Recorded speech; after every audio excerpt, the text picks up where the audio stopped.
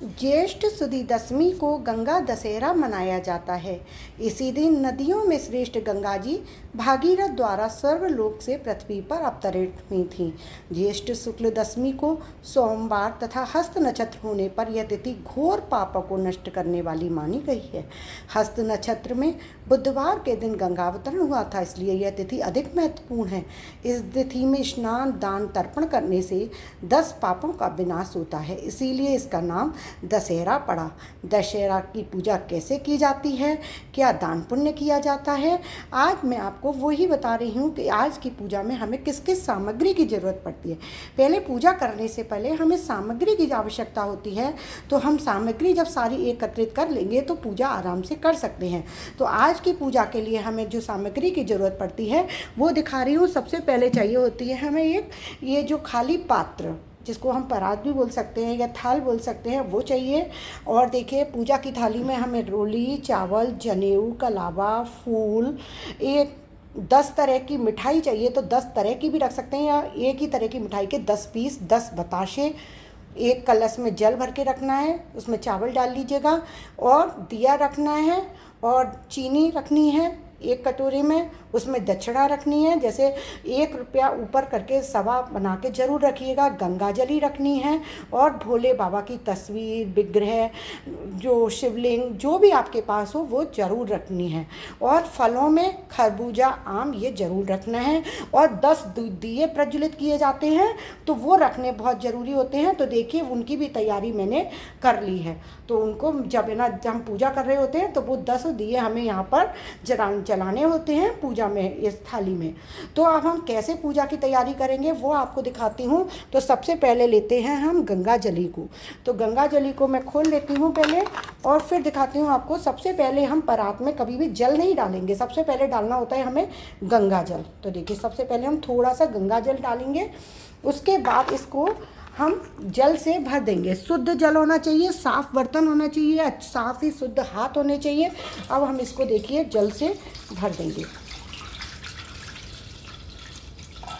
देखिए, हाँ, अब ये जल से हमारा परात को हमने कर दिया। अब इसमें गंगा माता विराजित हो गई हैं। अब इसमें हम पूजा शुरू करेंगे अपनी। तो पूजा कैसे करते हैं वो आपको दिखाती हूँ। पहले हम देखिए, ये जल है, इसको जल से ऐसे करेंगे, फिर रोली से, देखिए रोली ली, और ये परात में हमने ऐसे कर जल छिड़क दिया। फिर हमने फूलों को अर्पित किया। अब यहाँ पर हम थोड़े से चावल भी चढ़ाएंगे। और अब पहले हम इसमें डालेंगे कच्चा दूध। दूध रह गया है तो परात में हमारा दूध और जलेगा भी, जो क्योंकि गंगा जी में दूध का बहुत महत्व होता है। तो दूध डाल लिया, ठीक है। अब हम इसमें रखेंगे ऐसे फूल, ठीक है, देखिए।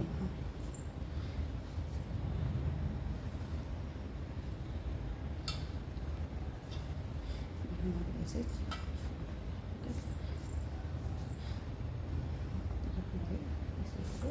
अब हम इसमें बीच में रखेंगे दिया। देखिए, ये हमारा बीच में दिया रख के इस तरीके से हम 10 दिए गंगा माता के लिए जलाएंगे, क्योंकि आज दशहरा वाले दिन 10 चीज़ें चढ़ाई जाती हैं, 10 दिए जलाए जाते हैं, 10 ही चीज़ें चढ़ाई जाती हैं। तो एक एक करके हम 10 दिए जलाएंगे और 10 ही भोग लगाएंगे। तो इस प्रकार से तब हमारी ये पूजा संपन्न होती है। तो देखिए, ये मेरी, देखिए, एक मिनट,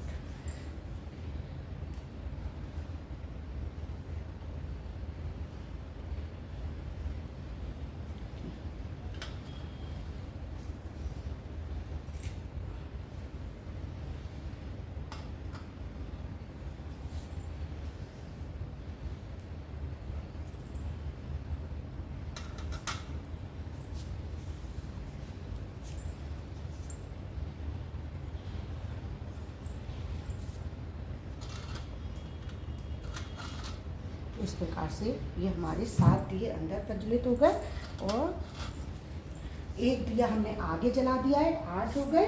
और 2 दिए हम यहाँ पर, एक गंगा जली जो रखेंगे उधर जलाएंगे, और एक यहाँ गंगा जी के पास में जलाएंगे, यहाँ पर बाहर। किनारे पर जलाते हैं ना, तो एक हम जो गंगा जली रख दी हमने, तो एक दिया हमारा गंगा जली के पास हो गया। तो इस प्रकार से अब हम पूजा करेंगे गंगा जली की भी। तो गंगा जली पर भी और रोली चावल छिड़क देंगे, भोले बाबा को भी सबकी पूजा करेंगे और सबको चावल चढ़ा देंगे। फिर भोले बाबा को हम ये जो जनेऊ है और ये कलावा है ये भी समर्पित करेंगे भगवान के चरणों में। तो इस प्रकार फिर हम ये भगवान को, गंगा मैया को ये 10 भोग है ना, ये भी अर्पित करेंगे। देखिए 10 बताशे और ये 10 बर्फ़ी, ये जो 10 बर्फ़ी है ये भी गंगा मैया को अर्पित करेंगे। गंगा जी में आपको कच्चा दूध जरूर चढ़ाना है, ये अवश्य याद रखिएगा। और गंगा जल पहले डालना है, जल बाद में डालना है, तभी आपकी पूजा ठीक से मानी जाएगी, तभी गंगा माँ स्थापित होती हैं। देखिए कितना सुंदर लग रहा है ना। देखिए कितना सुंदर जैसे लग रहा है, माता साक्षात प्रकट हो गई हैं ना, माता साक्षात प्रकट। देखिए कितना सुंदर दृश्य लग रहा है। ऐसे ही हम फल माता को भेंट करेंगे, दक्षिणा भेंट करेंगे, चीनी भेंट करेंगे। माता से कहेंगे कि माता ये सब हम आपको भेंट करें, अपना नाम लेके संकल्प जरूर लेंगे। हे माँ, मैं दशहरे वाले दिन चीनी, खरबूजा, बताशे और बर्फ़ी का भोग आपको अर्पित कर रही हूँ, आप स्वीकार करिएगा।